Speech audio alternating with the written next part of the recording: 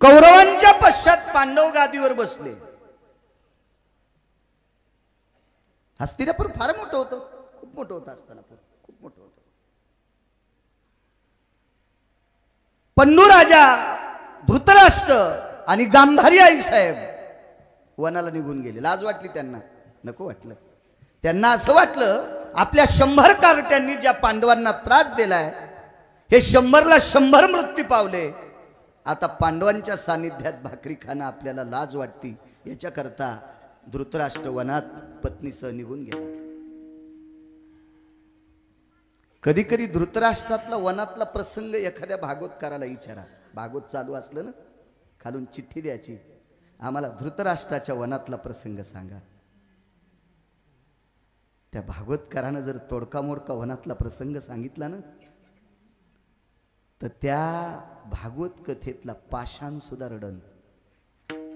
एखादा दगड असला ना तिथं बाजूला, तो पाषाण सुद्धा द्रवन। इतकं भयावह चरित्र वनातलंय त्यांचं, इतकं भयावह चरित्र। कल्पना करा, जंगलात राहायचंय, एक उपजात अंध आहे, एक जन्मजात अंध आहे, आणि एकीने डोळ्याला पट्टी बांधून घेतली। सामान्य सूर्य पाहिलाच नाही हो, बघितलाच नाही सूर्य अक्षदा पडल्याच्या नंतर। दोघांच्या अंगावर पांचाळ अक्षदा पडल्या, तो आपण सूर्य पाहिला नाही। आणि अशा अवस्थेत वनात राहणं, आताच्या वनानं ठीक आहे, त्या काळातल्या वनात वाघ असतील, सिंह असतील, लांडगे असतील, नाना प्रकारचे हिंस्र श्वापद असतील, त्या परिस्थितीत वनात राहणं काय काय ते विचारू नका परिस्थिती। मी 3 श्लोक वाचिले आणि 4थ्या श्लोकाचा अर्थ लक्षात घेत असताना बंद करून टाकला ग्रंथ, वाचवायची ताकद झाली नाही, इतका भयावह प्रसंग वनातला त्यांचा। एकीकडं या देशाचं राज्य भोगलेला राजा, एकीकडे अख्ख्या ब्रह्मांडाची या प्रांताची राणी, आणि शेवटच्या टप्प्यात वाळलेल्या काड्याकुड्यावर झोपणारी बाई, काय अवस्था असेल तिची कल्पना करा। ते वनात निघून गेले। हस्तिनापूरच्या गादीवर धर्मराजा बसले। धर्म आणि अर्जुन एके दिवशी विदुर काकाला म्हणतात, काका कुठे निघालात? भजना करता चाललोय मंदिरात, येतो मी। ज्याला राजकारणातला खरा गाभा कळाला का, ज्याला राजकारणातला खरा गाभा कळाला का, महाराष्ट्रातल्या 5 लोकांपैकी 1 नंबरचा डॉन होता। ज्याला राजकारणातला खरा गाभा कळाला, त्याचं नाव विदुर काका। विदुर काका, देवाला वाटलं मी पांडवांना गादी दिली, राजकारण सफल झालं। देवाचं ध्येय होतं भजन करणाऱ्या पांडवाला मला गादीवर बसवायचं, त्याचं राजकारण सफल झालं। पण विदुरानं सांगितलं, पोरं मेलेन सगळे तुझे। काय हुशार असेल विदुर। विदुरानं सांगितलं, देवा अरे एक पारडं उंच गेलं, पण एक मातीत गेलं ना रे तुझं पारडं, एक पारडं मातीत गेलं। द्वारकेचा राणा पांडवा वज्र सोडून दिला तर सगळे गेले।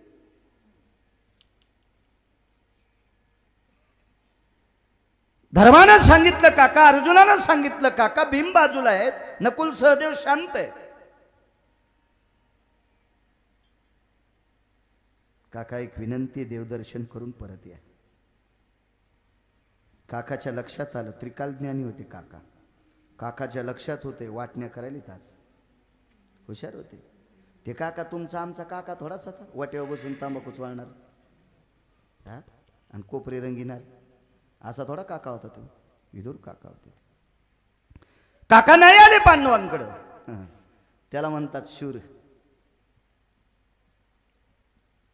किती मंत्री एका तराजूत टाकलं, धर्म तयार होईल? सगळ्या देशातले मंत्री एका तराजूत, एकटा अर्जुन होऊ शकत नाही, एकटा नकुल नाही, एकटा सहदेव नाही, एकटा भीम नाही, एकटा धर्म नाही। 5 लोकांना आमंत्रण दिले, नाही गेला पट्ट्या, त्याला म्हणतात शूर। गरजच नव्हती कशाची, त्याच्यामुळे छापला उचलायच्याच नाही कोणाच्या। हे स्वतःहून धर्माच्या आमच्या विदुर काकांच्या घरी गेले। काकींनी बसायला टाकलं, काकी काकीच होत्या। वा, ज्याच्या जीवनात धर्मपत्नी सात्विक भेटली का, त्यानं समजायचं मी स्वर्गात आहे, त्यानं समजायचं मी स्वर्गात आहे। आणि ज्याच्या जीवनात बायको कर्कशा भेटली का, तो 5 कोटीच्या बंगल्यात राहत असला तरी समजायचं मसन वाट्यात लाकडावर बसलोय। हे मी म्हणत नाही. करकसे संगती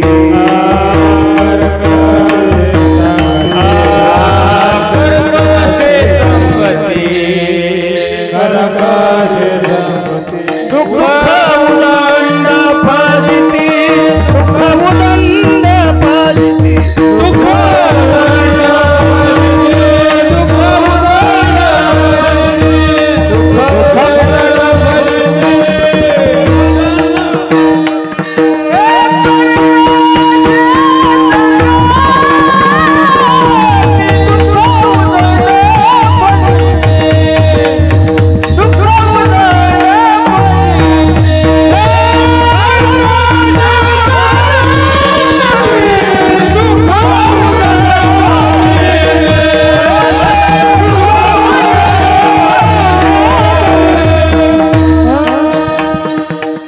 ज्याच्या जीवनात बायको कर्कश आहे त्याच्या जीवनात उदंड फजिती असती. मोजताच येत नाही ती फजिती. काय राहतो सोन्याच्या बंगल्यात सुंबळ्या जळून गेलास तू जित्यापणीच. पत्नीचं सोड काकी होत्या काय काकी. मिठाचा कडा पाण्यात भिजून खाल्ला हो दोघा नवरा बायकोनं, तरी संसारात एका तिळा इतकं रस्व दीर्घा इतकं सुख नाही असा शब्द तोंडातून पडला नाही. आणि ह्या शांतीमुळं इतक्या शांतीमुळं पंढरपुरातला मालक प्रसन्न झाला. मिठाचा खडा पाण्यात बुडून खाणाऱ्या संसारातल्या सात्विक पती पत्नीसाठी गाव सोन्याचं देऊन टाकलं. म्हणून संसारात कर्कसा करी जाऊ नका माझ्या माईनं. हिशोबात राहत जा. 60-65 वर्षात पप्याच्या बापाला जायचंय तुम्हाला जायचंय. काय गो थोडे बांधून आपण बोकांडीवर घेऊन जाणार नाही. कशाला सप्तेन कशाला कीर्तन कशाला भागवत. हा संक्रांतीच्या दिवशी वान हाव संध्याचं आणि घरी आल्यावर तू तर मांजरांवर खणल्यावानी करायचं नवऱ्याला पाहिलं. हा ते बाहेरून आल्यावर बायकोचा चेहरा पाहिल्यावर त्याला वाटतं मी चुडेलीन पाहिली का भूत पाहिलं. दिवसभर ते वन करते. कशासाठी बेजार होते ते बाहेर संसारातल्या लोकांसाठी. मालक दिवसभर थकून आल्याच्या नंतर बाईनं गरम पाणी त्याला पाय धुवायला द्यावा. 1 कोटी कीर्तन ऐकल्याचं पुण्य त्या बाईला भेटते. 1 कोटी कीर्तन ऐकल्याचं पुण्य. कीर्तनात सगळ्यात पुढे बसतीन मालकाला पाय धुवायला पाणी देत नाही. ही बाई ज्या गावात आहे त्या गावात पाऊस कमी पडतो. काय अर्थ नाही काही उपयोग नाही त्याला काय. एक जण म्हणला बायाने एकोपा केला आणि तुम्हाला जर नाही सप्त्यात कीर्तन घेतले तर नका घेईनच. ह्या कोण मोह धकिनार आहेत आणि तुम्ही कोण धकिनार आहेत. मोह धकिनारा पंढरपुरातला आहे.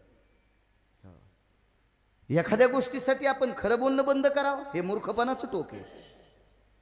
हे बा पोट कापत असताना विजा होत असत्याल पण ते पोट जर नाही कापलं तर पेशंट मरत होईल. म्हणजे डॉक्टरनं ऑपरेशन करायचं बंद करावं का. त्याला करावंच लागत ना ऑपरेशन. नाही म्हणलं वा यायचं पोट कापूच कसं. खपक्या गोळा झाला त्याच्या पोटातून. तो नाही कापल्यावर ते मरणारच आहे. उलट कापल्यावर गोळा काढून टाकते अजून 22 वर्ष जगल. खरं बोललं पाहिजे माणसं. बसायला टाकलं काकीनं. या राजे या पुतणे धर्म पुतणे मोठ्या जावेचा मुलगा आहे पण राजा आहे भारताचा. म्हणून या राजे या. माणसानं ज्याचा त्याचा सन्मान केला पाहिजे. तलाट्यानं सकाळी बिन पाण्याची पेलती म्हणजे त्याच्या चलण्याहून लक्षात आलं यानं पाणी टाकलं नव्हतं. म्हणजे मी काय पेत नाही काय नाही पण ते असं डोळे लाल झालेले होते. त्याला काही सुधरणं गेलं. दप्तर कसं धरा. पण मी त्याला गेल्याबरोबर म्हणलं साहेब नमस्कार. गिरगावकर आपण आहेत का. म्हणलं हो हो साहेब हो साहेब हो साहेब. 7-12 बरं बस बस झाली की एक. म्हणलं हो एक बँकेत द्यायची लोन काढायला. बरं पुन्हा एक. म्हणलं हो एक इकडे द्यायची होती. ही तिसरी 7-12 12 36 रुपये. नाही राहू द्या पैसे आज पाय नाही पडत तुमच्या पेलेलो आहे. 32 रुपये 12 36 रुपये 12 रुपयाला 7-12 असते. 36 रुपये वाचले मी साहेब म्हणल्यामुळे. साहेब म्हणलो त्याला, साहेब तर आमच्या संघचं एक मला म्हणलं, महाराज आज तुम्ही लय चूक केली. म्हणलं काऊन रे? नालायक पिणाऱ्या माणसाला तुम्ही साहेब कसं काय म्हणले? म्हणलं त्या हरामखोरा म्हणलोच नाही, त्याच्या पदाला नमस्कार केलाय. तलाठी पद आहे त्याच्याकडे शासनानं दिलेलं, त्याच्या सहीशिवाय सातबारा चलत नाही. असुदीन पेलेला त्याच्या पदाला नमस्कार केलाय. माझ्या काकी किती विद्वान होत्या. या राजे नात्यानं कोण आहे? पुतणे आहे, पण एका अधिकारानं कोण आहे? भारताचा राजा आहे. या राजे या, ही धर्मा असं नाही म्हटल्या, या राजे या. धर्माचे डोळे पाझरले. अरे आपली काकी आपल्याला राजे म्हणती. ही भारताची संस्कृती नाविन्याची, बोलण्याची. अर्जुनानं सूर काढला. काका परवाला मुहूर्त आहे आणि त्या मुहूर्तावर आपल्या विभागण्या करायच्या. मोठे काका नियमाने वनात गेले. काकांचे 100 पुत्र जात राहिले. आता आम्ही 5 आणि तुम्ही एवढेच आहोत, म्हणून नियमानं अर्ध्या हस्तिनापुरावर तुमचा अधिकार आहे. याच्यातलं तुम्हाला कोणी कोण वाटून घ्यायचं ते घ्या. आगी लागोताय असो का सांगतोय, कोणी कोण वाटून घ्यायचं तर सांगा. तर काका म्हणले, अरे काय बोलता तुम्ही? तुम्हाला कोण मागायले? मी कधी प्रश्न केला तुमच्याकडं? कधी कोणाकडे गारहाणं केले की मला पांडव वाटून देत नाहीत म्हणून? पण भीमानं सांगितलं, काका आम्ही मृत्यू पावल्यावर, तुम्ही मृत्यू पावल्यावर आमच्या मुलानं जर तुम्हाला त्रास दिला तर पुन्हा महाभारत घडण, पुन्हा महाभारत घडण. या संपत्तीसाठी पुन्हा भांडणं होतील, पुन्हा भांडणं होतील. विदुर काकानं सांगितलं, भीमदादा ते नाही होणार. माझा मुलगा ते करणार नाही, त्याची तुम्ही काळजी करू नका. एक माझ्यावर कृपा करा, मला उत्तर दिशेला एक झोपडं बांधून द्या. झोपडं कळतं ना तुम्हाला? झोपडं करून द्या. भीम म्हणला, काय बोलता काका तुम्ही? लोक तोंडात माती घालतील, शेण घालतील आमच्या. एवढी मोठी वाडे विदुर काकाच्या वाट्याला असताना त्यांना झोपड्यात पुतण्यांना ठेवलंय. ह्या पांडवापेक्षा कौरव बरे होते. विदुर काकाला सुखात ठेवलं असतं आणि भजन करणाऱ्या पांडवांनी त्यांना झोपड्यात ठेवलंय. काका भीमाला म्हणतात, भीमा लोकांना काय म्हणायचं लोक ठरवतील. लोक कोणाला काय म्हणायचं ते लोक ठरीत असतात. लोकांचं तोंड म्हणजे वाऱ्याची मुसे, वारं कोण्याही दिशेला भटकत असते. तसं हरामखोरायचं तोंड कोणीकडेही बोंबलत पळत असते. तुम्ही कधी डोकं लावायचं नाही नालायकाच्या थुतरायला. काही भडव्यांची थुत्र म्हणजे डुकराची तोंड येतं. त्या डुकराला अकलत नसती कुठं थुत्तर घालावा, तशी काही हरामखोरायला कळतच नसते कोणाची चेष्टा करावा, काय करावं. चेष्टा तर घाण सांगितली, इतराची चेष्टा हे तो खाणे लागे विष्टा. कोबरायचं वाक्य, घाण खाल्ल्या इतकं पाप आहे. काय बोंबलायचं लोकांना बोलतील ना. काका म्हणतात, अरे भीमा लोक देवाला नाव ठेवतात. तै माझ्या स्वरूपी निर्मळे देखती दोष. भगवान सांगतात, अर्जुना कावीळ झालेल्या माणसाच्या डोळ्याला पडदा येत असतो, त्याला पांढऱ्या चांदण्या पिवळ्या दिसतात. तै माझ्या स्वरूपी निर्मळे देखती दोष. तसं देवाला सुद्धा काही दोषी समजतात. तुमची आमची काय कथा आहे? आपले लोक वाईट म्हणतील, काही म्हणतील, काय याच्यात एवढं कुठं काय काय काय मनावर घ्यायचं. चलत राहते म्हणले, ते लोक ठरवतील काय करायचं ते. भीमानं सांगितलं, काका पण आम्ही लोक अपवाद सहन करण्याची क्षमता आमच्यात नाही. आम्ही लोकांना तोंड देऊ शकत नाहीत. तुम्ही राहा नका राहू, तुमचे अर्धे वाटे बाजूला घ्या, ते तसे पडीत पडू द्या, आम्ही त्याच्यात राहणार नाहीत. काका म्हणले, धर्मा तुम्हाला हे वाडे राहण्यासाठी द्यायलाच? होय म्हणे, घेतो मी वाडे, पण एक लक्षात ठेव धर्मा, हे वाडे तुम्हाला युद्ध केल्याच्या नंतर प्राप्त झालेत. एक, तुम्हाला युद्धात मदत कोणी केली रे? काकांचं वाक्य म्हणून सावकार, काकांचं वाक्य. कोणी केली रे युद्धात मदत? पंढरपुरातल्या मालकाने. काय केलं रे तुम्ही त्याचं? भजन. पहाती पांडव अखंड वनवासी, परी त्या देवासी आळविती किंवा आठविती. भजन केलं पांडवांनी. आणि मग भजन केल्याच्या नंतर जगाच्या मालकानं स्वतःचा संसार काट्याकुपाट्यात टाकला आणि तुम्हाला हस्तिनापूरची गादी दिली. पण या गादीवर बसल्यापासून तुम्ही भजन किती केलं सांगा? धर्म म्हणला हे ऐश्वर्य भोगत असताना भजन करायचं विसरूनच गेलो. दृष्टांत संपला. काकाच्या डोळ्यातून टप टप टप पाणी आलं. भीमदादा, ए अर्जुना, ए धर्मराजे, ए नकुल सहदेवा, अरे जे वाडे तुम्हाला भजनाच्या कृपेने राज्य भेटले, हे राज्य भेटल्याच्या नंतर तुम्हाला भजन करायला वेळ भेटत नाही. ज्या वाड्यात भजनासाठी वेळ नाही ते वाडे मला काय करायचे? त्या राज्याला आणि त्या वाड्याला आग लागो म्हणून पहिल्या कडव्यात म्हणले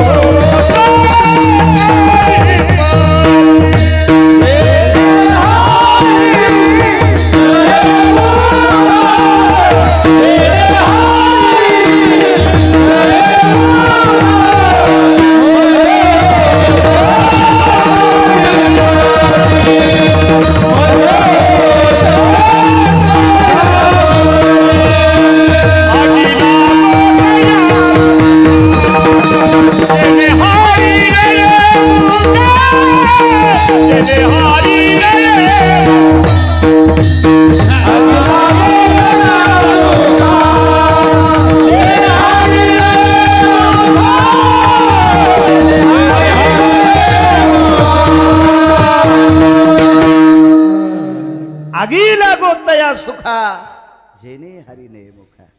अरे ज्या राज्यातला आस्वाद घेत असताना, सुख घेत असताना, आनंद लुटत असताना जर भजन तोंडाला येत नसेल तर त्या वाड्याला आग लागो म्हणून इदूर काका झोपड्यात राहिले. सुखाला आग लावली म्हणजे त्याग केला. 1800 लग्न केले एका राजानं. सावकार 1800 लग्न साधी गोष्ट आहे. आता एक एक बायको भेटन. काळ लय बदलला राजू. काहून असा काळ आणला असन देवानं देव जाणे. हो 1800 बायका एकट्यालाच होत्या. एकट्याला 1800 बायका. कशा होत्या? माझ्या वारकरी संप्रदायाने त्यांची दखल घेतली. ज्या घरी कुलस्त्रिया राज्य राणी व संपत्ती. कुलवान पत्न्या होत्या. कुलवान अशा 1800 बायका.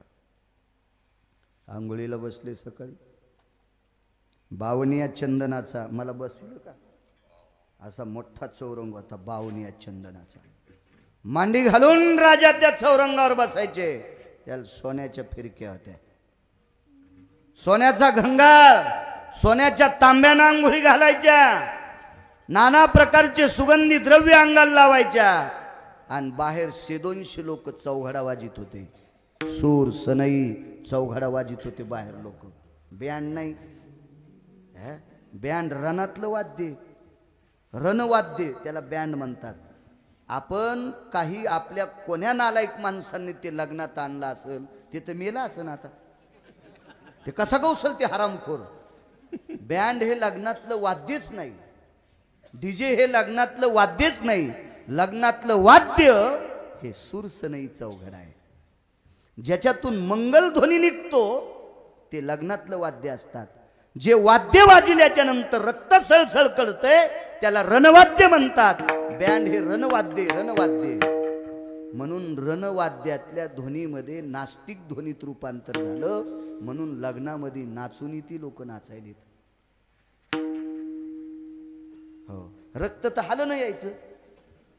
रक्त हलण्यासाठी लायकी लागन आणि कोणाला हाण तू? बायको थुतरीत हाणती तू यान, आणि तू कोणासोबत युद्ध खेळ तू? म्हणून पाय हालायला लागलेत. मूर्खपणाचा कळच झाला. मातीत घातली संस्कृती. काही काही हरामखोरायनं भाडव्यानं मातीत घातली. त्याचे पूर्वज त्याच्यावर वरून आहा कथा त्याचे करीती पितर, वंशी दुराचारी पुत्र झाला.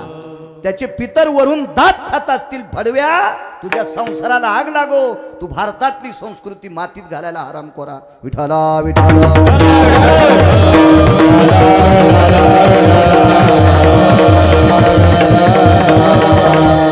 सुर सनई चौघडा वाजत होता. आवाज थोडासा कडक करा. कसे फिरून रोज पळावं लागेल. प्रवास लय झाला. एक जण म्हणला मग कालच काऊन नाही आला? होते ना तुला साव करायची घर झोपायला.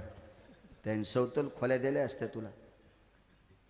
ते काय एकदा हिरव्या पेंडीच्या मागे लागलं की सर अवघडच काम असते.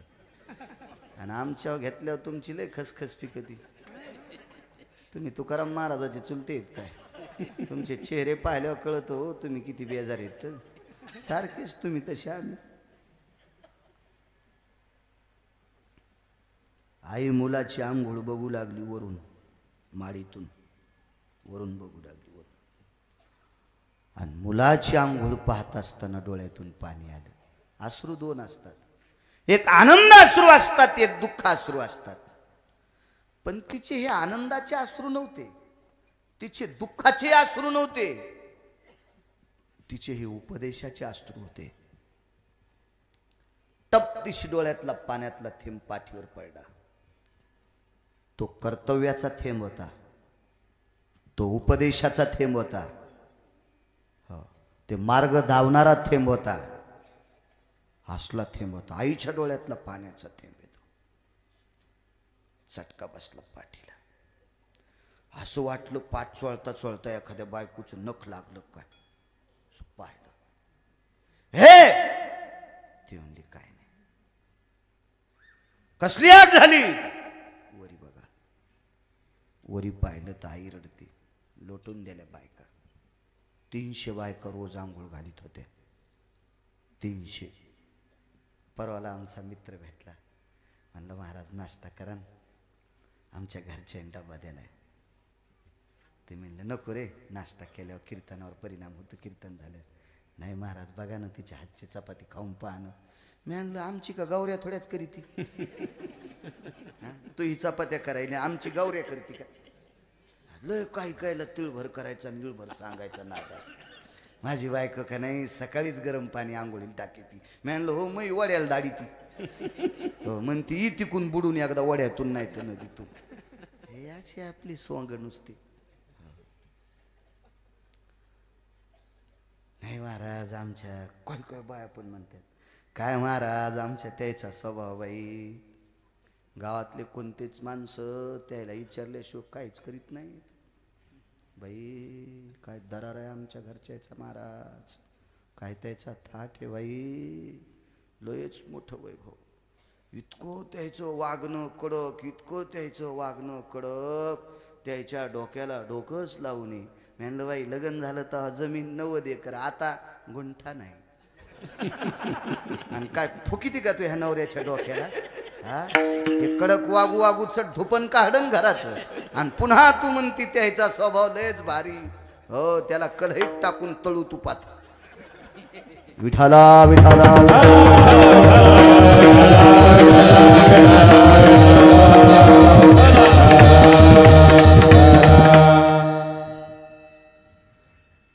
हे सरक बाजूला.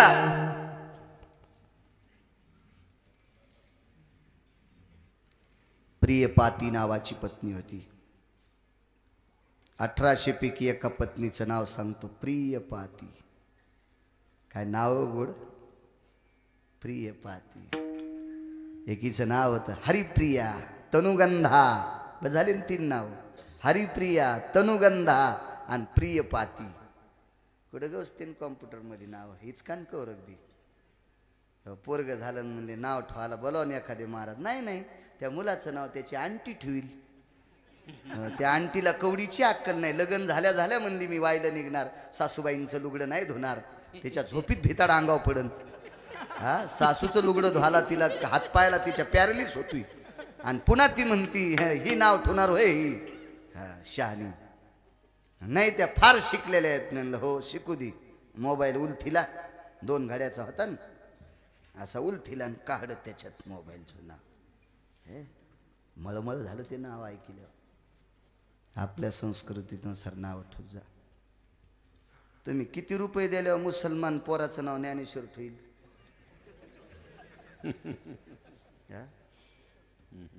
4-5 1 लाख रुपये देतो, त्याच्या नातवाचं नाव त्याला म्हणून तुकाराम ठेवी. आणि तुम्हाला काय दिले ते आहे ना, काऊनीच काय एवढे सप्त्याला दम नाही, कीर्तनाला दम नाही, तरी पण या शिकलेल्याच्या भंगिऱ्याच्या हातानं तुम्ही नाव ठेवता आपले काही बी आपल्याला करायचे. हा, या बा धर्म मातीत घालण्यासाठी प्रत्येक गोष्ट कारणीभूत आहे. धर्माला खाली आणण्यासाठी प्रत्येक गोष्ट कारणीभूत आहे. आणि धर्म उंच नेण्यासाठी प्रत्येक गोष्टीला छेद देणं गरजेचं आहे. काही काही त्याग करा काही काही गोष्टीचा, तेव्हा धर्म उंच जाईल. वाट्या कट्ट्यावर आणि माईकवर धर्माच्या गप्पा हाणण्यानं धर्म उंच जात असतो का? त्याच्यासाठी तसं काळीज लागते, तसं वागणं लागतंय, तसा आदर्श लागतो, तशी वैचारिक पातळी लागते. भोगा आपलं भोगायचं. प्रियपाती नावाची पत्नी, स्वामी आम्हाला लोटता. थांब प्रिया, बाजूला लोटलं सावकार. वल्या कपड्यानं वरी गेले. हात वला होता, वल्याच हातानं आईचे डोळे पुसले. पण ते डोळे पुसले तरी पाणी येत होतं. आई दुःख कशाचे? तुझंच वाटतंय रे, तुझंच वाटतंय. आगी लागोत या सुखा. उदाहरण क्रमांक 2. तुझंच दुःख वाटतंय. काय गाई माझं दुःख? बाळा तू हे आंघोळीत ह्या वैभवात तुझी दुपार चालली रे. हे सुरसनई चौघडा काय वाजायला आहे? हे 1 घंटाभर तुला उठणं काय लावत्यात? तुला सुगंधी द्रव्य काय लावत्यात? स्नान झाल्याच्या नंतर तुझ्या जटाचं मर्दन काय करत्यात? अरे सूर्य ढळायलाय दुपारचा. ह्या नासक्या शरीराची चर्या करत असताना, हे नाशवंत शरीर आहे, दुर्गंधीने युक्त असलेलं भांडार आहे, आणि या शरीराच्या चर्ये करता सूर्य ढळतोय.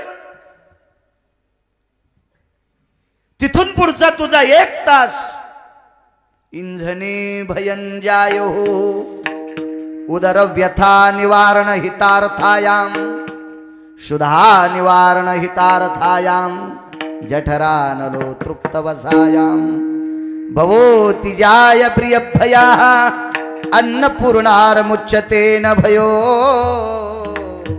कवलानम कवलजायो. सूर्य ढळला आंघोळीला, सूर्य उतारात पडला जेवणाला, आणि तिथून पुढचा 2-2.5 तासाचा काळ राज्यकारभाराला. उद्या दक्षिणेच्या राजानं विचारल्याच्या नंतर काय सांगशील? उद्या दक्षिणेच्या राजानं जर तुला विचारलं यमानं, तर काय सांगशील? ते यम इतका मारील, इतका मारील की 1/2 इंच जागा सुद्धा लाल व्हायची राहणार नाही. इतका मारील. असं ती म्हणली नाही, मी म्हणायलो. पण याच्याही पलीकडचं आई बोलली असेल. किती दिवस करणार आहेस तू? तुला वाटतंय मला 1800 बायका आहेत? अरे मी एकटी होते तुझ्या बाबाला, एकटी. तुझ्या बाबाचं नाव आहे त्रिलोचन नावाचा राजा. मी एकटी होती, एकटी. अरे तुझ्या 100 पतीने ऐश्वर्य तुझ्या बाबाला होतं. तुझ्या 1800 पत्न्या भोगत्यात, त्याच्या 100 पटीने ऐश्वर्य मी भोगत होते, मी भोगत होते. तुझे बाबा असे रस्त्याने जर अंबारीत बसून चालले ना, हत्तीच्या पाठीवरच्या, तर रस्त्याने पाहणारी राजे डोक्यावरचं पागुट बगलात घेत होते, डोक्यावरचा मुकुट बगलात घेत होते. आणि तुझ्या बाबाकडे पाहत असताना मान खाली घालीत होते. आगा चक्षुया चक्षुपाती डोळ्यात डोळे घालून पाहायची ताकद एकाही राजाची तुझ्या बाबाच्या डोळ्यात पाहायची ताकद नव्हती. एवढं मोठं वैभव रे, पण डोळ्यान पाहिलं रे. ए बाळा, डोळ्यान पाहिलं. तुझे बाबा गवतासारखे लाकडासारखे सरणावर जळताना मी माझ्या डोळ्यांनी पाहिले. आई सांगत होती पोरायला, हाड लाकडासारखे जळाले रे, अंगावरचे रोम गवतासारखे जळाले. धन धन धन धन धन धन या प्रांतातला सूर्य तुझे बाबा राख कोळसा झाली, राखुंड झालं, मातुड झालं, शरीराचं मातुड झालं. ह्या शरीराची तीच अवस्था होणार आहे. कल्याण कर. आई हुशार होती. बोट दाखिलं. कोनाड्यात एक वस्त्र होतं. ते वस्त्र होतं भगव्या रंगाचं. त्या वस्त्राचे 3 तुकडे केले. एक कमरेला बांधलं, एक डोक्याला बांधलं आणि तिसऱ्याची झोळी केली. आणि प्रियपाती नावाच्या पत्नीच्या दारात 1 नंबरची पत्नी प्रियपाती. भिक्षा देहि मा. वाढ माय भिक्षा. माय शब्द वापरला. माय काय वाटलं असेल त्या बायकोला.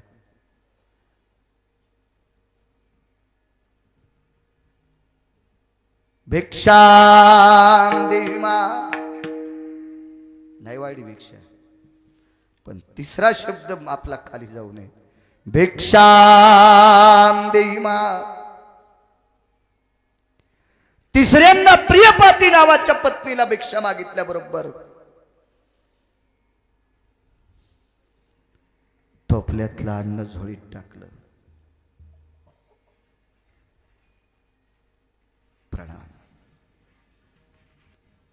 त्या बाईनं नवरा या नात्यानं प्रणाम केला. आणि माय म्हणल्यावर ज्या बायकोनं भिक्षा वाढली तिच्या दारात कपाळ टेकून प्रणाम केला. त्याचं नाव गोपीचंद नावाचा राजा. कपाळ टेकलं, कपाळ बायकोच्या पुढं. इतका त्याग.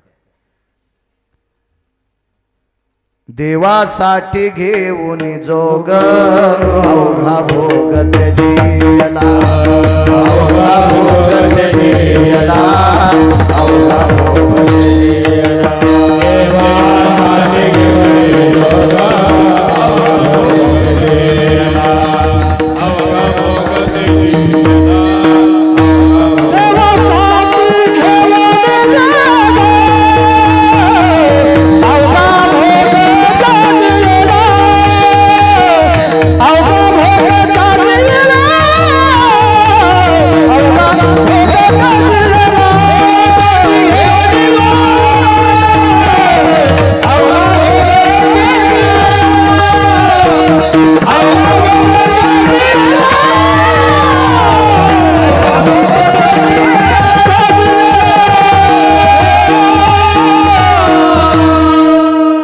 देवासाठी घेऊन जोग अवघा भोग त्यजियला. या विश्वामध्ये सर्वात मोठा, सर्व भोग संपन्न असलेला, सुख संपन्न असलेला, भोग सोडून द्या, सुख संपन्न असलेला राजा भर्तृहरी होता. सदाशिव सावकार. त्याच्यासारखा मोठा कोण नव्हता. त्याने त्याग केला. चला गोपीचंदाचं चरित्र सांगते. प्रियपाती नावाच्या पत्नीच्या समोर भिक्षा घेतल्याच्या नंतर जमिनीला भाळ लावलं. त्यावेळेला मैनावती हसत होती. बाळासाहेब हसली हसली आणि आकाशाकडे मुद्रा केली आणि ब्रह्मांडाच्या मालकाला सांगितलंय, देवा आज कुछ धन्य झाली. पोटावर थाप मारली. देवा आज हे उदर धन्य झाले. याच्यातून प्रसवलेला बाळ गोपीचंद देवाच्या कारणी लागलाय. मी एका साधूला जन्म दिलाय. नाही तर तो जर साधू नसता झाला तर मी दगड पोटाला आणलाय. असं झालं असतं. हसली. खत खत खत खत हसली. वा. वरच्या पितरांनी आवाज दिला. वा धन्य. निघाला महाराज. वापस आले ना आईच्या पायावर डोकं टेकलं.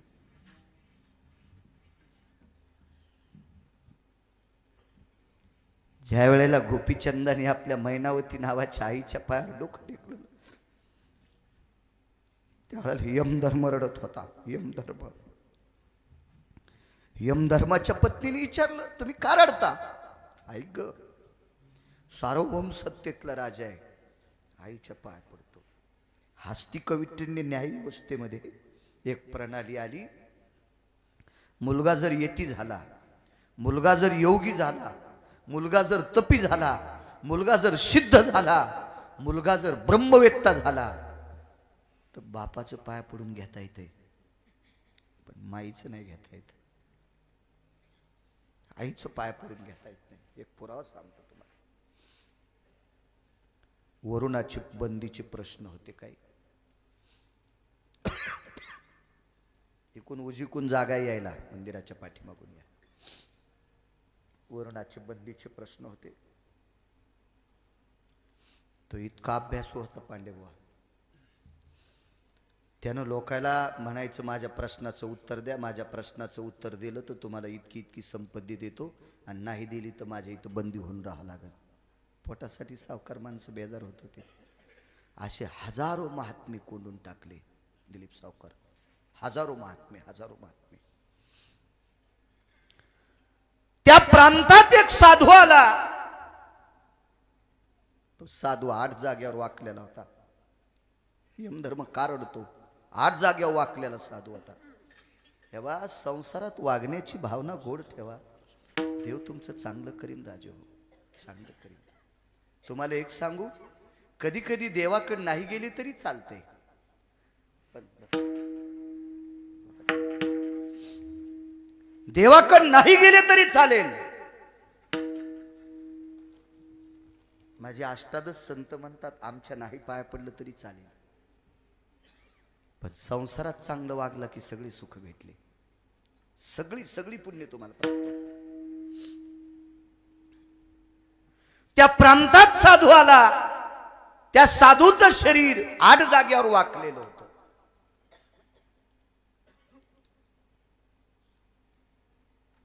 आठ जाग्यावर वाकलेला माणूस कसा चलत असेल याची कल्पना करा. शासन त्याला दिव्यांग म्हणते.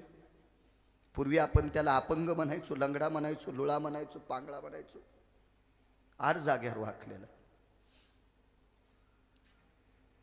घरी आले, दारात कोण? आमकी व्यक्ती. काय काम आहे? प्रश्न विचारा म्हण राजाला. राजा म्हणला 2-3 महिन्यात एकही विद्वान आला नाही, सगळे कोंडून टाकले. आणि हे 7-8 जागेवर वाकलेलं काय प्रश्नाचं उत्तर देईल? वरच्याहून जायचं नाही राजू.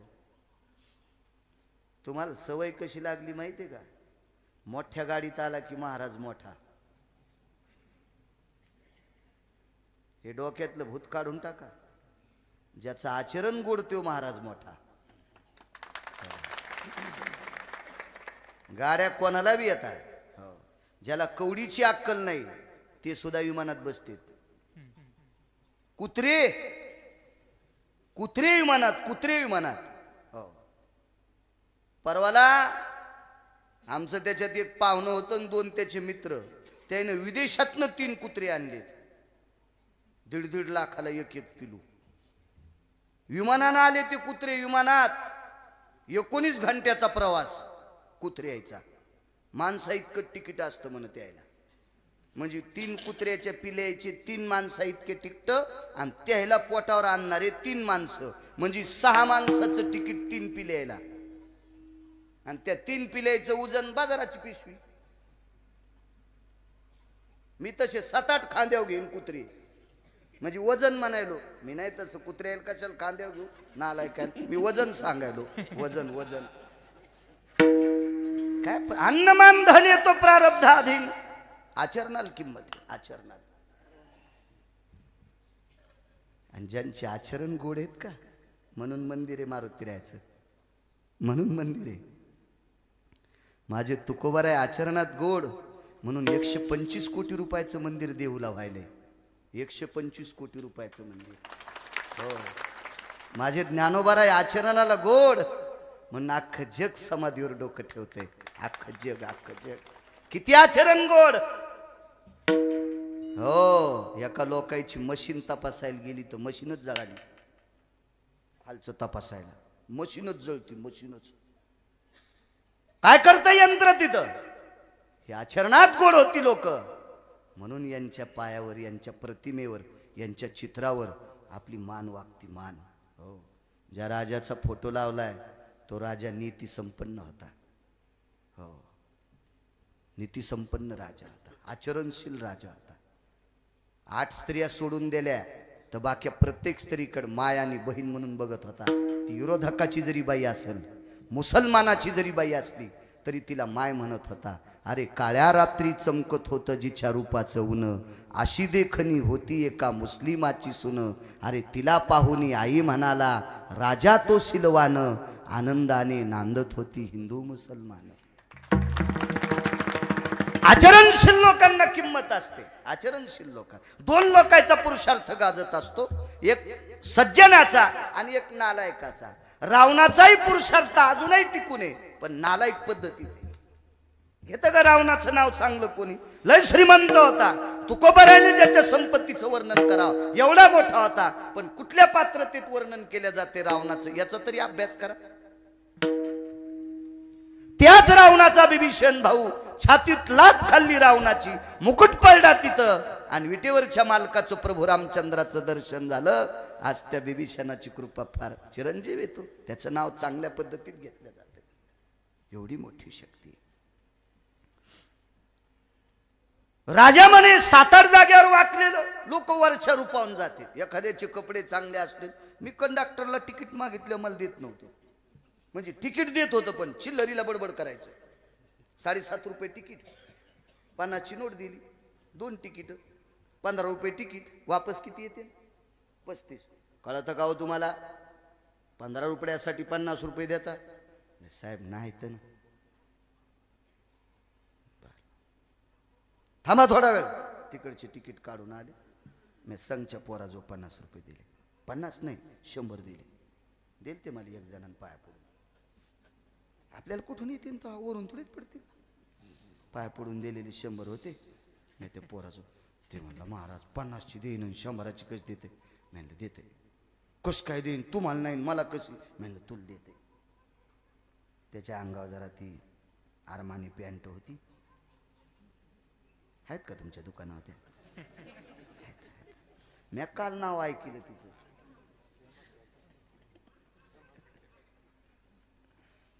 ती पॅन्ट जरा कटचं शर्ट. साहेब 2 तिकीट द्या. बरं भया, बरं बरं बरं 2 मिनिटं थांबा. तिकीट दिलं. उतरताना चिल्लर घ्या. उतरताना चिल्लर मी मागलो. हो तुम्हाला काय चिल्लर द्यायला? म्हणलं ते मग थैली सांभाळते,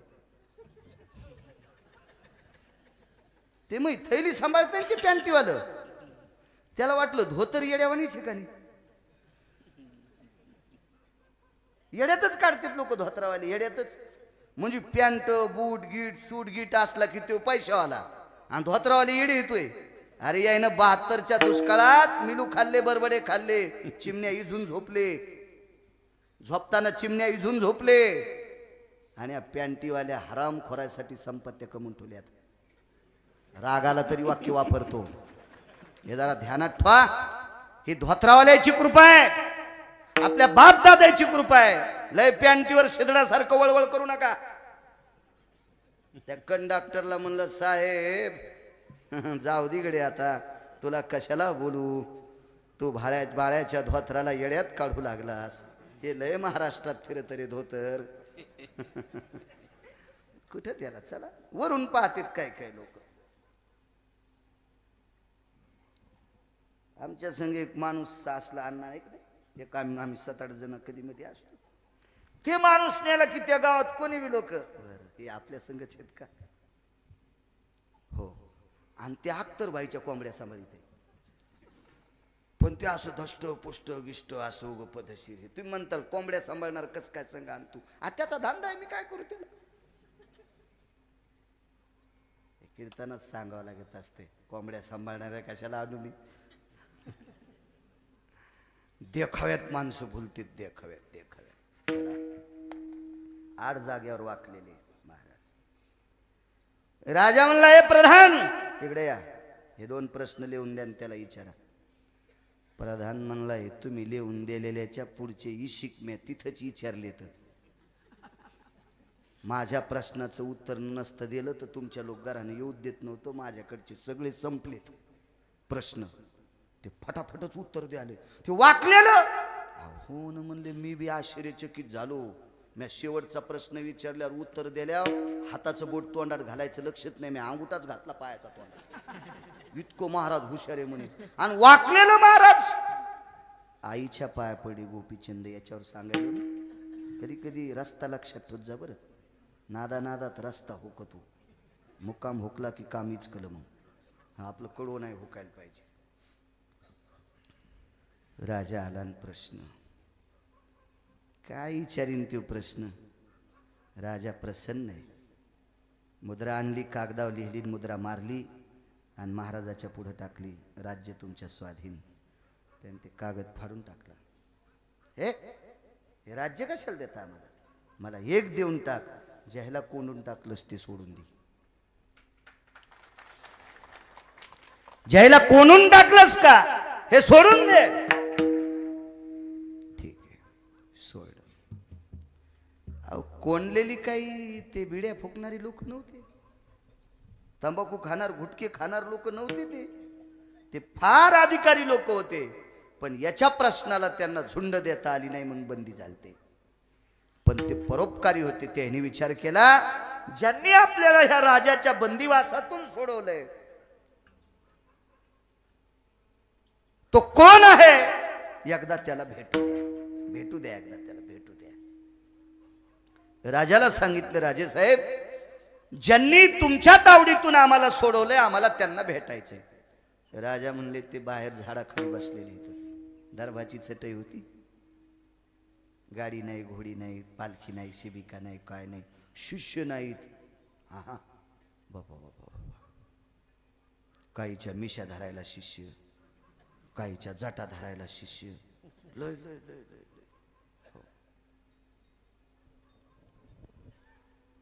देखाव्याला लय किंमत. माणसं आले की लगेच चटई टाकायची. बाबा याच्या बसा.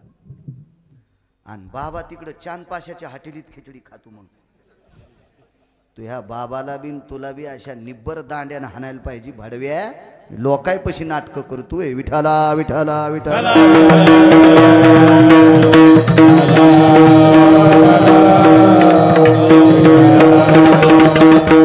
ते देखाव नसलं पाहिजे. या संप्रदाय देखाव्याला मोजित नाही.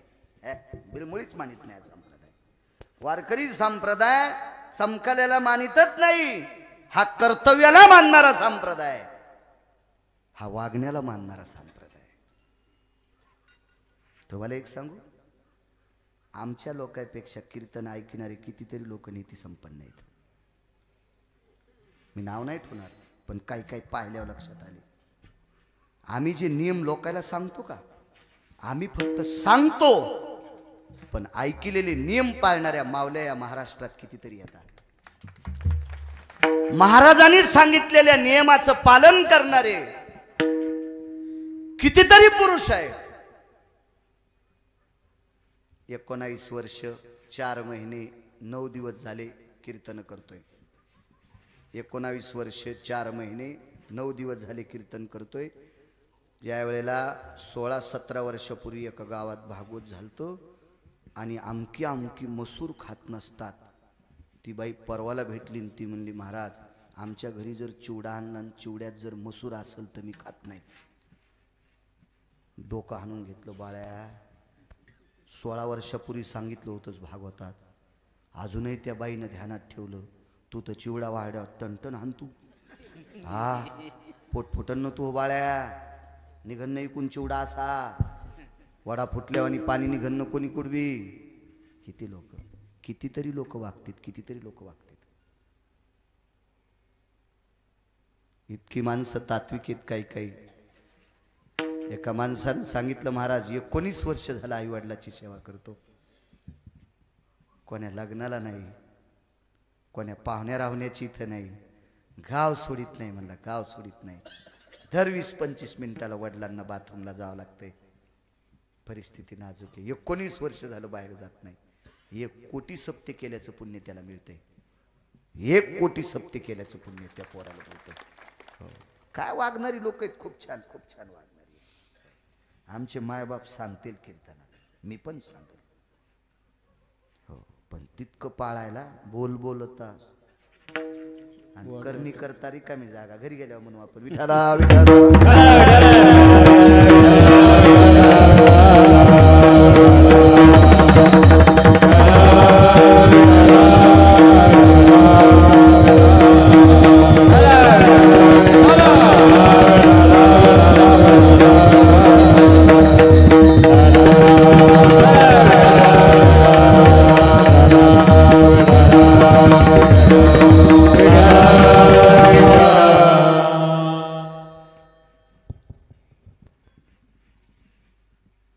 विद्वान लोकांनी विचार केला महाराजाच्या पाया पडू. सगळे लोक पाया पडू लागले. पण हार जाग्यावर वाकलेल्या महाराजांनी नाव विचारले पायाच पडू दिले नाही कोणाला. काय नाव? रामराव. काय नाव? ताबाई. बडापाय. काय नाव? भानुबाई. बडापाय. काय नाव? कीर्तीबाई. बडापाय. काय नाव? चंद्रसेन. बडापाय. काय नाव? कहूळ. अंगत टाकून दिलं पाया. पुढच्या व्यक्तीने सांगितलं नाव काय? महाराजांनी विचारलं. पुढच्यानं सांगितलं कहूळ. वट्यावर बसलेले होते. पाया पडणारा खाली होता. पाया तर पडू दिलं नाही. हाड जाग्यावर वाकलेल्या महाराजांनी आपलं शरीर पुढच्याच्या पायावर टाकून दिलं. राजा तोंडात बोट घालीत होता. कोण असेल? राजाने स्वतः आड जाग्यावर वाकलेल्या साधूला सावरलं. पुन्हा बसिलं. साधूच्या डोळ्यातून पाणी येत होतं. बाबा आज दिसलात? आई कुठे? कुठे आई? कुठे आई? हाड जाग्यावर वाकलेल्या पोराला कडकडाटून मिठी काढली. बाळा,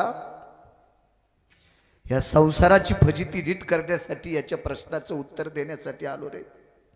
उत्तर देता आले नाही, बंदिस्त केलं. माझ्या बंदिवासातल्या त्रासाला कंटाळून तुझ्या आईनं घरी प्राण सोडा रे. प्राण सोडा तुझ्या आई. राजाकडनं पाणी घेतलं आणि वडिलांच्या पायावर अभिषेक केला. त्या मुलाचं नाव होतं अष्टवक्र. अष्टवक्र. वाकडा कोणामुळे झालता माहिती?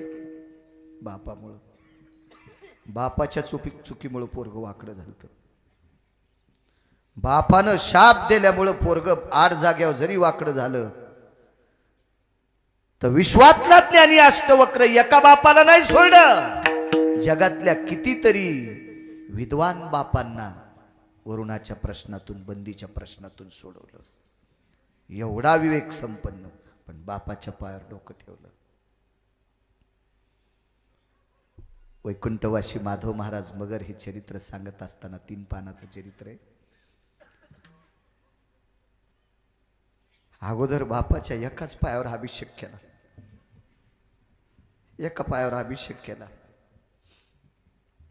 तो विद्वान लोकांनी विचारलं दोन्ही पायावर अभिषेक का नाही? एकीकडचा अंग माझ्या आईच आहे. अर्धांगी पार्वती सुमनाच्या बाळा. पुरुषाचा अर्धांग स्त्रीचा असते. जिकडचा भाग स्त्रीचा अंग आहे त्या पायावर अभिषेक केला.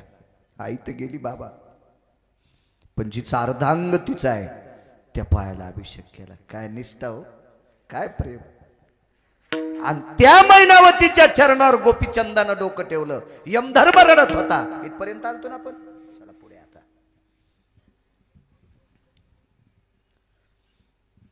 निघाले. येतो आहे महाराज. मुक्तचंदाच्या डोक्यावर हात टेका. पण किती विद्वान महाराज. आता जोगी झालो, पोराचं नातं संपलंय, आता पोरग म्हणायचं नाही जोग्यानं. त्याला आशीर्वादाची गरज असेल तर बाहेर येईल. मुक्तचंद बाहेर आला आणि गोपीचंदाच्या चरणावर डोकं ठेवलं. डोक्यावर हात ठेवला. बाळा, तुझे आजोबा जसे प्रजेचं पालन करत होते असं प्रजेचं पालन कर. असं नाही म्हणले मी जसं प्रजेचं पालन करीत होतो. इथं चौकटीतून सुटला असता राजा. लोक म्हणले असते याचा खोटा संन्यासी.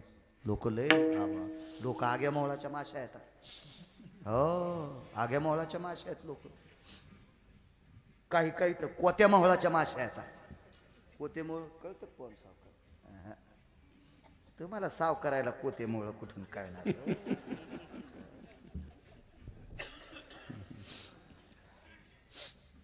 पांडे तुम्हाला नका.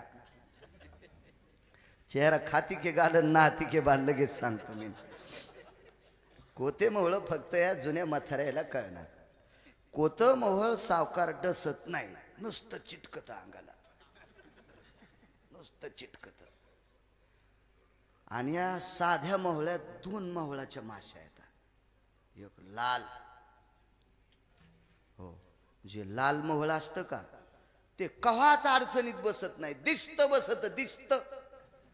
त्या माश्या म्हणतात हुलून पाय ना, पाय न हुलून, पाय हुलून, हुलून पाय, धुपन आण काही आण, 10-5 गालाला डसल्याशिवाय राहतच नाही.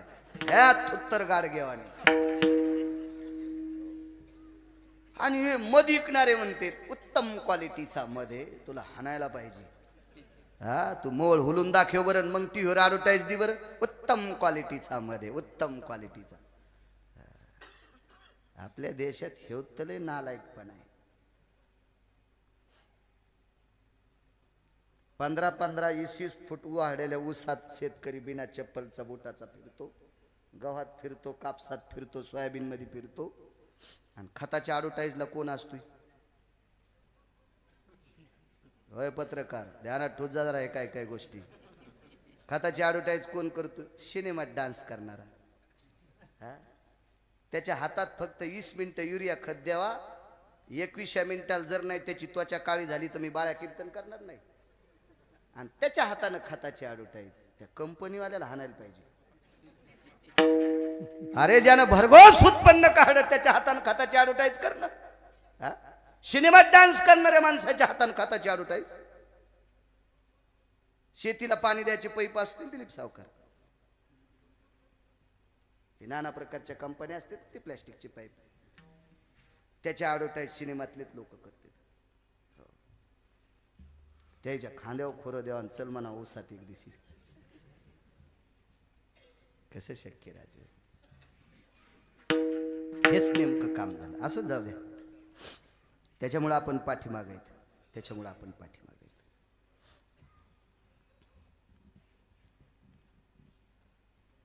आजोबाने जे काम केलंय का तुझ्या, तसं प्रजेचं पालन कर. आशीर्वाद द्यायला निघाले.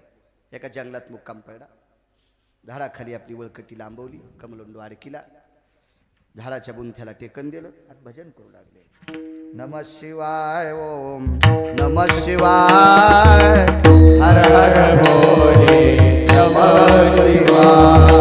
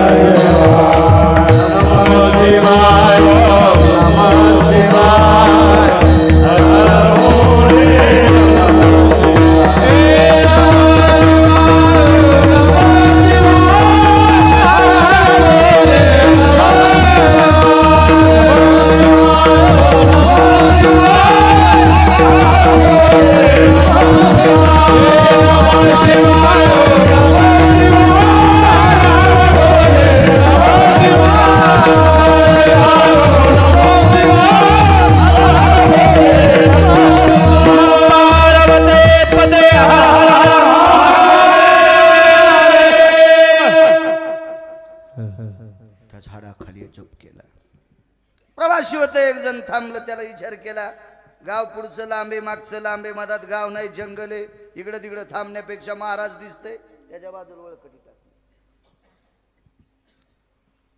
बसलं पाहिजे कधी कधी चांगल्याच्या जवळ. चांगल्याच्या जवळ बसण्याची ताकद सांगू? उंदर माळकऱ्याच्या बी घरात निघू द्या तरी मारते. माळकरी उंदर जिथे ठेवतात का? उंदर माळकऱ्याच्या गव्हात निघू द्या, उंदर माळकऱ्याच्या सोयाबीन मध्ये निघू द्या, उंदर माळकऱ्याच्या उसात हो द्या, गोळ्या टाकून मारणार. पण ते उंदीर गणपतीच्या जवळ दिसला की मोदक खाऊ घालणार. कशामुळे ते उंदीर मोदक खालाय? गणपतीच्या पायापाशी गेला. चांगल्याच्या पायापाशी गेल्या उंदराची पण पूजा. म्हणून ह्या 2-2 पायाच्या उंदरांनी सुद्धा चांगल्या जवळ जात जा. येड्यावानी नका करी जाऊ, भंगिरे जवळ नका जात जाऊ, मातीत जाईल संसार आपला. कधी कधी बसत जा चांगल्याच्या पायापाशी. ते प्रवासी महाराजाच्या बाजूला वळकटी टाकली. हो, वाईट माणसाजवळ बसल्यावर एकदा विमानात सीट आलं. तुम्हाला पुढे आलता की नाही? अरे देवा, मी पवन सावकाराला म्हणलं घरी फोन करा, घरच्याला सांगा आता आम्ही वरची वरी जळालो. ते म्हणले वरी रेन नसती. जाऊ दे म्हणलं, घालते तारीख पाहून दावा आपला. आता इतकी बेकार व्यक्ती मायापाशी बसली. राम राम राम राम राम. कोण्या जन्मातलं पाप. आणि ते सीट बदलता येत नाही मनातलं. पण काय काय कामं कीर्तनात सांगत नाही, पण एक काम सांगतो, त्याने पेरू काढा. मला वाटलं मी त्याला फुटत नसेल तर मी फोडून देईल. त्या बाईनं एक घास खाल्ला आणि मग त्याच्या हातात त्याला. तिनं एक घास खाल्ला की पुन्हा एक घास खाल्ला. पुन्हा हिनं खाल्ल्या हिच्या पवित्र दात जिथं लागले तिथंच त्याचे दात लागू लागले. पुन्हा खाल्ला. अरे म्हणलं वा वा वा वा वा वा, काय देश आहे म्हणलं आपला, काय देशातल्या मावल्या आता. वा, बायकोचं उष्ट नवरा खातो. वा, विमान वरच्या वरी जळून रे म्हणलं बाप्पा, काय आपलं नशीब. काय सात्विक बाईच्या जवळ आपलं शीट आलं रे.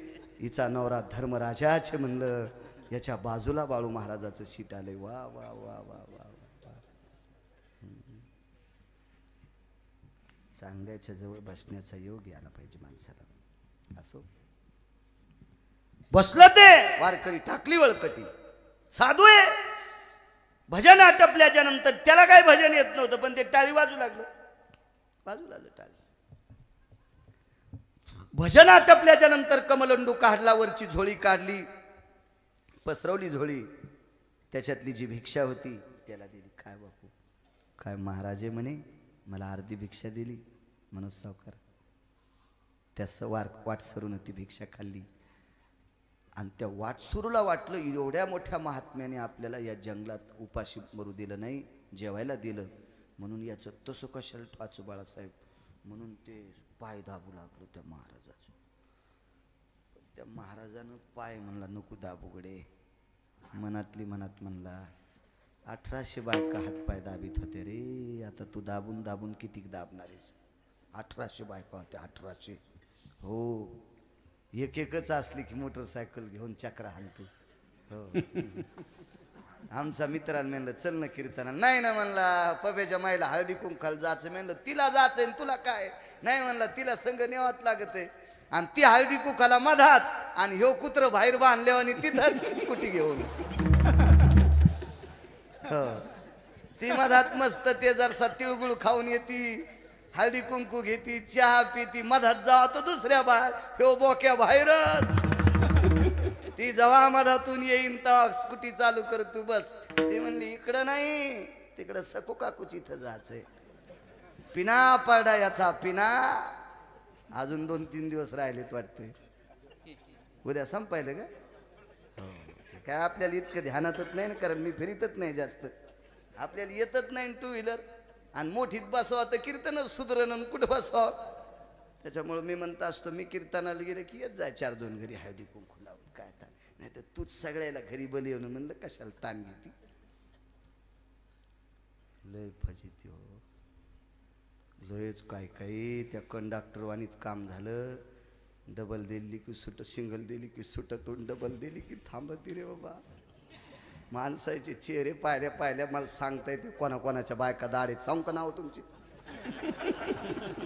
चेहरे पाहिल्या पाहिल्या सांगतो कोणाकोणाच्या अशा अशा खतरनाक आहे तुझ्या ज्वाला मिरच्याच. पण जाऊ द्या उगं, तुम्ही पुन्हा कीर्तनाला याचा नाही दुसऱ्या बाय. जाऊ द्या. आणि मालकाला किती त्रास देतात तुम्ही. 8 जणी उठा बरं, पटकन उठा, पटकन. मागं पाहायचं नाही, उठा. नाव घेईन मी पुन्हा. उठा उठा उठा पटकन उठा. दिलीप सावकार जाऊ द्या एवढ्या वेळेस आता. होय गोदमगावकर मामा एवढ्या वेळेस जाऊ द्या. टावकारल्या होत्या दोघी तिघीला घाम आलता पुसायलेत ना त्या काय. त्याला वाटलं मेला घेतो का नाही आमचे नाव नाही पुसा उगा अन ताणी घाम पुसा पुसा काय माझ्या माईनं अहो मालकाची सेवा करणं त्याच्यासारखा परमार्थ जगात कुठलाच नाही ग माझ्या माईनं. कुठलाच परमार्थ नाही. फार मोठी ताकद आहे. पाय दाबू लागलं हे नको म्हणे सेवा. बोलेवर साहेब नको म्हणले ते सेवा पण ऐक ना सेवा केली थोडा वेळ. माणसं गपचिक बसत नसते म्हणून मला वाटतं काही काही लोक कोणाला बोलत नसते.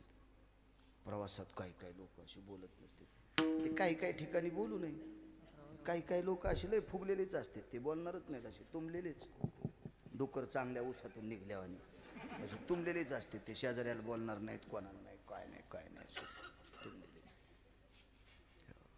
मला कधी त्या रेल्वेत बसून जायचा योग येतो ना. ते प्रथम श्रेणीचा डबा असतो ना. ते 4 माणसं बसते तर ते मला धोत्रावाला मला अजून त्या डब्यात दिसला नाही का. हो तर ते बोलत नसतील ती लोक. त्यानं काही विचारलं नाही तुम्ही कोण आहेत काय कोणाच्या म्हशीत होतूस कोणाच्या शेळ्या वळीतूस का कोणाच्या गाई सांभाळीतूस का. त्यानं काही विचारलं नाही. आणि मी म्हणलं आपण बोलावं तर त्याला साधी भाषा कळती का नाही काय माहीत. त्याच्यामुळे उगच काय करायचं आहे का नाही. ज्याला शुगर आहे त्याला शिरा कशाला द्यायचा. मरण न ते उग त्याला ते मरण शुगर असतील त्याला आपण कशाला बदामात शिरा द्यायचा. अशी तुंबलेलीच माणसं असतील काय. आता केवढा राजा आहे तो आणि किती टोकाचा महात्मा. त्याची पाय चोरीत असताना वाट सरून विचारला आपण कोण. महाराज. बर कुठून आलात. इकडून आलोत मी मुक्तचंदाच्या नगरीतून. गोपीचंद राजाचे चिरंजीव मुक्तचंद. हो गोपीचंद राजे. हो अहो गोपीचंद राजे. महाराज म्हणला काय त्या भिकार चोटाचं नाव घ्यायला 3 बाऱ्या. भिकारी म्हणलं ओ महाराज जरा हिशोबात बोला. भाकरी दिली म्हणून तुमचे पाय दाबले. गोपीचंदाला भिकार चोट म्हणतात आणि भिकारी नाही तर कोण येते. इतका राग आला त्या वाटसरूला. म्हणून सावकार त्यानं आथरून उचललं आणि दुसऱ्या झाडाखाली टाकलं. कोण सावकार या महाराजानं पुन्हा वळकटी उचलली त्याच्यावर. हे बिरगिलच महाराज मायवानीनं पुन्हा त्याच्यावर. त्यानं पुन्हा उचललं की पुन्हा दुसरीकडे. ते वाटसरू म्हणला बा महाराज मला महाराजन गिराज. आता गिराज काय असतो. मला आता महाराजन फाराज. आता फाराज काय असतो. हो परत दिवशी चांगला माणूस भेटला. कीर्तन आहे की नाही म्हणलं कीर्तन काय. आणि प्राध्यापक होतं ते असंच प्राध्यापक मायबापाला नाही विचारणार. कीर्तन आहे की नाही म्हणलं कीर्तन काय असतं. काय अशी तिरपट बोलायची सवय लागलेली माणसाला. तिरपट. हे महाराज दगडच हाणीन पाय. महाराज म्हणला आता मी काही म्हणत नाही पण पडू दे. महाराज म्हणले जवळीन. हे जवळी आमच्या राजाला भिकारी म्हणतात मला जवळी आगी लागत आहे असं का सांगायला. जवळ बोलले. गोपीचंद राजावर तुमचं एवढं प्रेम कस काय. आवजाऊ बोलले. गोपीचंद राजा इतका उदार राजा आहे. आमच्यासारखे गरीब तिथं मुजरा करायला गेले तर 6 महिने पुरल इतकं द्रव्य आम्हाला देतो राजा. इतका उदार अंतकरणाचा राजा आहे. आणि तशा राजाला तुम्ही नाव ठेवता.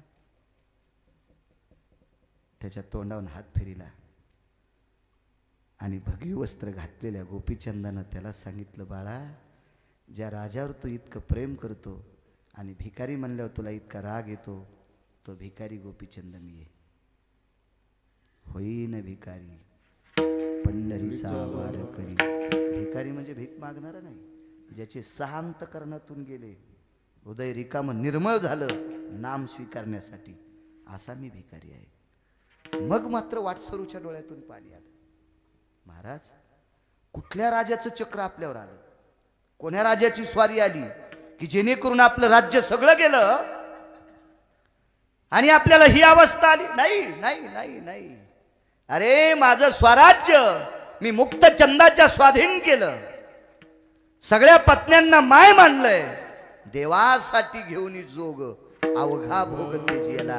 अरे ही संपत्ती, हे सगळं वैभव मला परमार्थ करू देत नव्हतं, मला देवाचं भजन म्हणू देत नव्हतं. केला न संसार कौरक करायचा, संसाराच्या तापे तापलो मी देवा, करिताया सेवा कुटुंबाची. अख्खं जीवनभर आतापर्यंत प्रपंच केलाय, त्यांची सेवा करीत गेलो. आता राहिलेलं आयुष्य मला विटेवरच्या मालकाची, मला काशीतल्या मालकांची सेवा करायची, म्हणून त्या राज्याला मी तडा दिला. म्हणून महाराज म्हणतात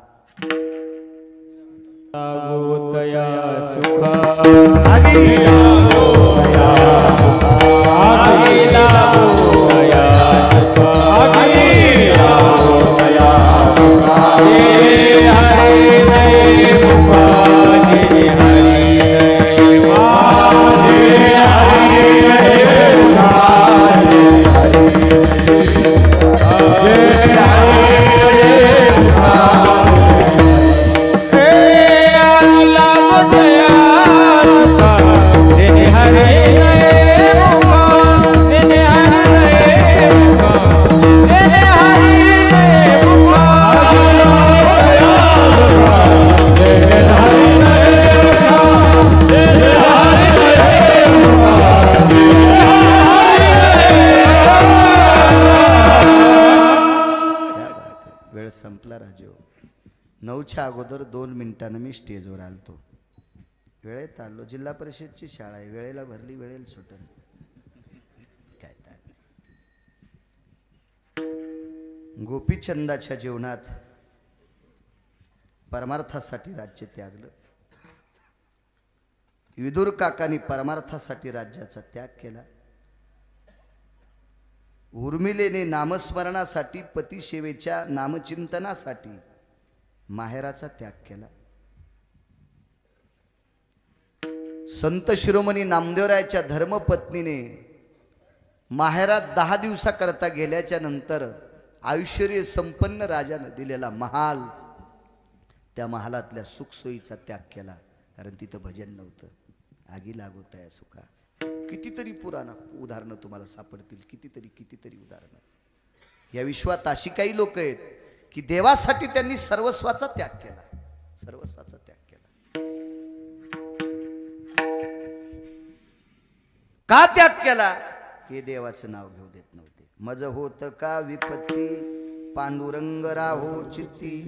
देवाचं भजन करण्यासाठी संकट आलं तरी हरकत नाही. भक्त प्रल्हाद बाप मारू लागला. 21 प्रयोग केले प्रल्हादाला मारण्यासाठी. काय करायचं ते करा बाबा, पण भजन बंद करणारच नाही. मज होत का विपत्ती पांडुरंग राहो चित्ती.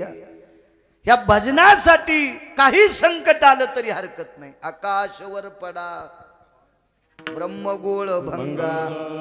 हे सगळं आकाशवर पड झालं, हे ब्रह्मगोळ भंगाला गेला तरी हरकत नाही.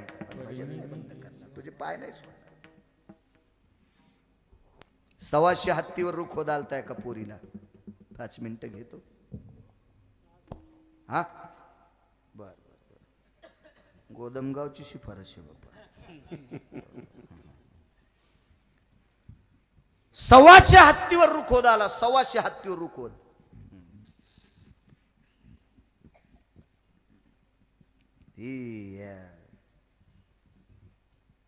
काळी सारखी अंगठी घाली ती पोरगी घाली ती. हे तिच्या बोटात आणि ती तिच्या बोटात. तर ते लग्नाच्या आधी मित्रात गेले की तेच बोट पुढं करते, तेच बोट ते दाखवायचं असतं. तिने घातली, ती मैत्रिणीत गेली की तीच बोट पुढं करणार. आपलं काहीच नाही इथं बसत. 125 हत्तीवर रुख खोदालता. 125 हत्तीवर मनानं रुख खोदाला, मनानं. 12,000 एकर जमीन पोरीच्या बापाला. 12,000 एकर जमीन. गोळ्या नाही संपल्या बरं. माया गोळ्या चालूच नाहीत तर संपायचं काय. ह्या चालू येतं याचा आणि याचा काही समज नाही. 12,000 एकर मेवाडचा राठोड राजपूत त्याची मुलगी आणि प्रांतीय राजाची रुखोदाला 125 हत्तीवर, कवा 25 कवा काय असे सांगितले असतो, 125 हत्तीवर रुखोदाला. सूरसनई चौघडा हत्तीच्या पुढे वाजत होता आणि सगळ्या हत्तीच्या पाठीवर अंबारी टाकलेल्या होत्या आणि अंबारीत नाना प्रकारचं सोने हिरे माणिक मोती खाद्यपदार्थ मिठाया आणि वाजत गाजत तिथं आल्या. आणि मुलीच्या वडिलाला पोराच्या बापान प्रणाम केला. तुमची कन्या सून म्हणून द्या, तुमची कन्या सून म्हणून द्या.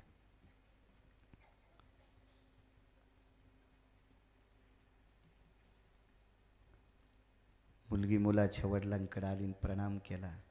दादा, आमच्या बाबाला ना आमच्या आईला